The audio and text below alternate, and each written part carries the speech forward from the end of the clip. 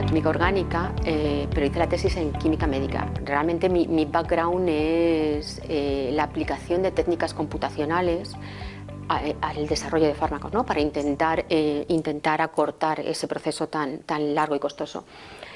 Y desde mi tesis estoy trabajando en ese campo. Entonces un poco ha sido la evolución, bueno, no sé si normal o lógica, de las técnicas computacionales, vamos a llamar tradicional, a utilizar inteligencia artificial, que tiene un potencial enorme, como estamos viendo. Entonces bueno, pues a lo largo de esos años contacté con diferentes grupos de investigación, expertos en la aplicación de inteligencia artificial, y ahí ha sido como me he ido metiendo en el uso de estas herramientas. Bueno, todos somos conscientes de cómo ha habido, ¿no?, estos últimos años o década, cómo ha avanzado muchos sectores, pero el sector de la salud o de la medicina ha sido increíble, cómo ha ido avanzando toda la tecnología. En cuanto a la inteligencia artificial, ha pasado lo mismo.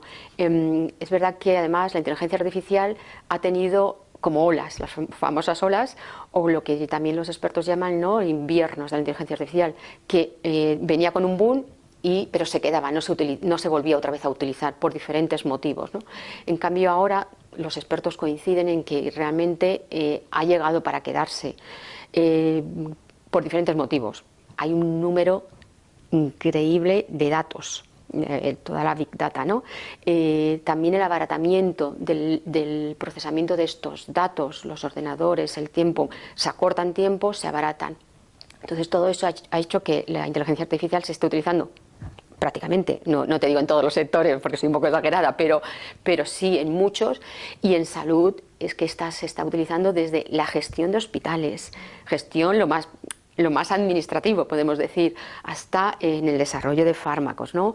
O bien, por ejemplo, en los quirófanos inteligentes, robótica, cirugía. Entonces ha sido una evolución increíble, pero todavía tiene que yo creo que todavía hay retos, ¿no?, a los que se va a enfrentar.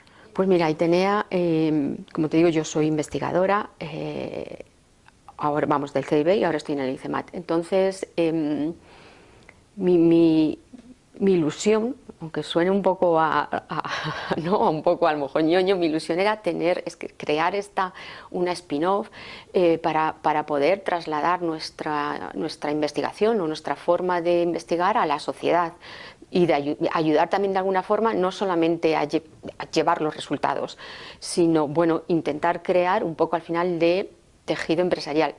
Es poquito, estamos creciendo, llevamos 2 años, pero de alguna forma ayudar a que no solamente la investigación se quede en un entorno académico, sino realmente que la I+D+I llegue a toda la sociedad. Sí, hay un campo realmente extenso, y yo creo que van de la mano ese sector y la innovación. De hecho, tienen que ir de la mano, si no nos quedaríamos en el siglo XIX, y ha sido así, ¿no? Desde la terapia génica, que no es inteligencia artificial, pero es un avance, o luego los exoesqueletos. Entonces realmente ahí tienen que ir de la mano los dos conceptos o las dos áreas. Y yo creo que estamos viviendo una etapa realmente de avances importantes. Otra cosa es que tenemos que ser conscientes, ¿no?, a lo mejor no sé si la palabra es correcta, de los peligros en cuanto a, pues por ejemplo, lo que te he dicho de los sesgos, o que aunque parezca una tontería, no lo es para nada. No lo es, porque a nivel de medicina, por ejemplo, los ensayos clínicos se estaban haciendo antes más en hombre. Al final hay muchos más datos ahí. Si me vuelvo a repetir, si hacemos que los algoritmos solamente aprendan con un cierto tipo de datos, el resto de la sociedad va a estar aislado. Entonces, yo creo que tenemos unos años que vamos a tener muchos resultados, pero tenemos que ser conscientes de los peligros o de desafíos que nos vamos a encontrar, y hacer frente a ellos desde el principio. Bueno, lo que nos está aportando y lo que es sobre todo este networking, ¿no? Esta red de colaboraciones.